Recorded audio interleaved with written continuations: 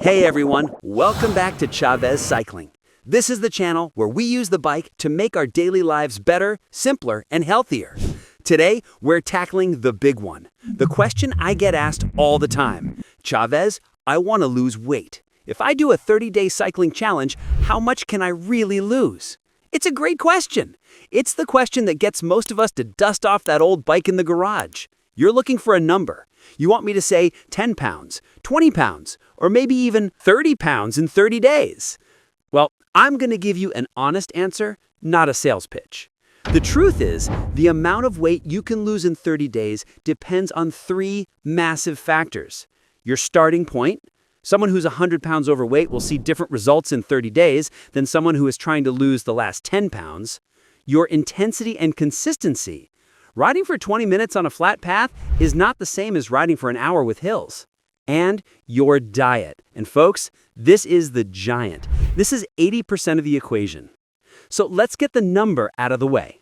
For a safe, sustainable, and realistic weight loss, most people can expect to lose between 4 and 10 pounds in a 30-day cycling challenge, if they pair it with a sensible diet. Could you lose more? Yes. People carrying more body mass might lose 15 or even 20 pounds, but a lot of that initial loss will be water weight. Could you lose less? Also yes, especially if you fall into the trap of, I cycled, so I deserve this entire pizza. But here's the secret. This challenge isn't just about that number on the scale. It's about what happens to your body, your mind, and your habits. It's about proving to yourself that you can do this. So for the next 30 minutes, we aren't just going to talk about a number. I'm going to give you the complete Chavez Cycling 30-day blueprint. We'll cover the plan, the food, the mistakes, and the mindset. Are you ready? Let's break it down. Before we get into the how-to, let's talk about the why. Why cycling? Why not running? Why not a gym membership? For daily life, cycling is, in my opinion, the perfect tool for weight loss. First, it is low impact. This is critical. If you're just starting your fitness journey, the last thing you want is to go for a run, destroy your knees and shins, and be forced to quit on day 3. Cycling supports your body weight. You can do it for an hour or 2 hours without the high-impact stress, which means you can be consistent. And consistency is the king of weight loss. Second, it builds lean muscle, specifically in your quads, your hamstrings, and your glutes. These are the biggest muscles in your body. The more muscle you have, the more calories you burn, even when you are sitting on the couch. Cycling turns your body into a more efficient, 24/7 fat-burning engine. And third, it's a massive stress reliever. We live in a high-stress world. When we're stressed, our body releases a hormone called cortisol. Cortisol tells your body to store fat, especially around your belly. Cycling, being outside, feeling the wind, focusing on the path, is a form of active meditation. It lowers cortisol. So you're not just burning calories, you're telling your body it's safe to let go of that stored fat. And finally, it's practical. This is the daily life part. You can use your bike for errands, commute to work, go to the park with your kids. You're not just working out, you're moving with purpose. All right, let's get to the plan. I've broken this down into 4 weeks. Each week has a different focus. This isn't about destroying yourself on day 1. It's about building. Week 1, focus on the habit. Your goal for week 1 is not weight loss. Your goal is simply consistency. I want you to prove to your brain that you are a person who cycles. The plan? Ride 5 days this week. Just 5. The rides don't need to be long. 30 minutes is the magic number. The intensity? Easy. We call this Zone 2 or conversational pace. You should be able to hold the conversation while you ride. If you're gasping for air, you're going too hard. This isn't a race. This is your body learning to burn fat for fuel. The why? We're building the neurological pathways of a new habit. We're teaching your joints and muscles to adapt. We're making this so easy that you have no excuse to skip it. The daily life tip: find a trigger. Maybe you lay out your cycling clothes the night before. Maybe you put your bike right by the front door. Make the decision to ride as easy as possible. The diet tip for week 1? Just one change. Don't overwhelm yourself. This week, your only job is to stop drinking your calories. Cut out the sodas, the sugary juices, the fancy lattes. Switch to water, black coffee, or tea. This single change can create a 300 to 500 calorie deficit per day without you even feeling it. By the end of week 1, you'll have 5 rides under your belt. You'll feel proud. You'll feel more energetic. And you've already made one of the biggest changes to your diet. The scale might not have moved much, but you've laid the foundation. Your body's ready for the next step. This week, we're going to introduce a new word: intensity. This is how we wake up your metabolism. The plan? We're still riding 5 days, but we're changing what we do on those rides. 3 days, steady rides. Just like last week, but I want you to push it to 45 minutes, still at that conversational zone 2 pace. 2 days, interval days. This is the game changer. These rides can still be just 30 to 40 minutes long. After a 10-minute warm-up, you're going to follow a simple pattern. Ride hard for 1 minute. Not an all-out sprint, but hard enough that you're breathing heavily. Ride easy for 3 minutes to recover. Repeat this 1 minute on, 3 minute off cycle 5 to 6 times. Cool down for 10 minutes. The why? These intervals, this high-intensity interval training creates something called the afterburn effect. Your body has to work so hard to recover that it continues to burn extra calories for hours after you've gotten off the bike. This is how you maximize fat loss in minimal time. The diet tip for week 2: focus on protein. Now that you're working harder, your muscles need to repair. Aim to have a source of lean protein: chicken, fish, beans, tofu, protein shake with every meal. Protein also keeps you feeling full, so you'll be less likely to snack on junk food. You're not just starving yourself, you're fueling your recovery. By the end of week 2, you'll feel a change. You'll feel stronger. Those hills that winded you in week 1 will feel a little bit easier. The scale will likely start to show a consistent downward trend. Week 3, focus on the endurance. This is often the hardest week. The initial honeymoon phase is over. You might be a little sore, you might be getting bored. This is where we challenge your body and your mind by going a little bit longer. The plan: we're sticking to 5 days. 2 days, your interval days from week 2. Maybe try to make the hard part 90 seconds instead of 60. 2 days, your 45-minute steady rides. 1 day, the long ride. This week, I want you to pick 1 day, probably the weekend, and go for a 90-minute ride. The intensity. The long ride should be easy, just like week 1. Conversational pace.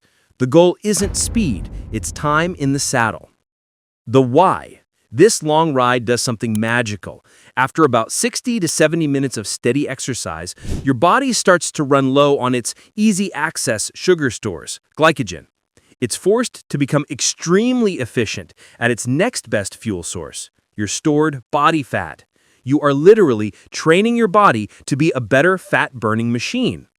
The diet tip for week 3. Control your carbs. I am not saying no carbs. You need carbs to fuel these rides, but I am saying smart carbs. Focus on complex carbs like oatmeal, brown rice, sweet potatoes, and vegetables. Reduce the processed carbs like white bread, pastries, and chips. Think of carbs as your fuel for your rides, not as a reward after your rides. The mind tip. This is the week you might want to quit. You must have a strong why. Remind yourself why you started, and find a way to make it fun. Listen to a new podcast, explore a new route, ride with a friend. Don't let the routine become a rut. At the end of week 3, you've officially become an endurance athlete. A 30-minute ride will feel like a warm-up. You'll notice your clothes fitting differently. This is the transformation week. Week 4, focus on the lifestyle. You've made it. This final week is about cementing all your new habits. It's about proving to yourself that this isn't a 30-day challenge anymore. This is just what you do. The plan? You know the drill. 5 days of riding. You're in control now. I want you to do 2 interval days, 1 long ride, maybe push it to 1 hour and 45 minutes, and 2 fun rides. Do whatever you want. Ride to a coffee shop. Explore that park you've always wondered about. Just enjoy being on the bike. The why? The goal is to integrate cycling so seamlessly into your life that you don't even think about it. It's no longer a challenge. It's your routine. This is the key to making your weight loss permanent. The diet tip for week 4? Consistency and grace. By now, you know what to do. You're drinking water, you're eating protein, you're managing your carbs. This week is about being consistent, but also giving yourself grace. One night, you're going to have pizza with your family, and that's okay. It's not a cheat meal, it's life. The old you would have let that one meal derail your entire week. The new you knows that you'll just get back on your bike and eat well tomorrow. It's about the 80-20 rule. 80% of the time, you're on point. 20% of the time, you're human. And that's it. You've completed the 30-day challenge. Now, this all sounds great, but I have to be honest. Many people start this challenge and fail. And they almost always fail for one of these 5 reasons. I want you to know them so you can avoid them. Mistake number 1, overtraining. This is the too much, too soon person. They go out on day 1 and ride for 2 hours as hard as they can. By day 3, they are so sore and exhausted that they can't even look at their bike. My 4-week plan is designed to prevent this. Start easy. Let your body adapt. Mistake number 2, the I earned this trap. This is the biggest reason people fail to lose weight with exercise. They go for a 45-minute ride, burn 400 calories, and then reward themselves with a 700-calorie muffin and a 500-calorie sugary coffee. They've just undone their entire workout and then some. You cannot outride a bad diet. Remember that. You ride for health and fitness. You eat for weight loss. Mistake number 3, only trusting the scale. You will get on the scale in week 2 after 5 great rides, and the number will be the same, or maybe even up 1 pound, and you'll want to quit. Don't. Your body is changing. You might be retaining water as your muscles repair. You are definitely building new, dense, lean muscle. Muscle is more compact than fat. Pay attention to the non-scale victories. How do your clothes feel? Do you have more energy in the afternoon? Are you sleeping better? Did you take a before photo? Compare it. These are the real indicators of progress. Mistake number 4, ignoring your bike fit. If your back hurts, your knees ache, or your hands go numb, you will not ride your bike. Your bike is not supposed to be a torture device. Take 10 minutes to watch a video, I have one on my channel, about basic bike fit.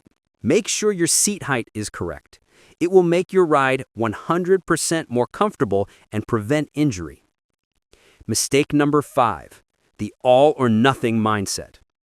You planned to ride on Wednesday, but it rained, or you got stuck at work.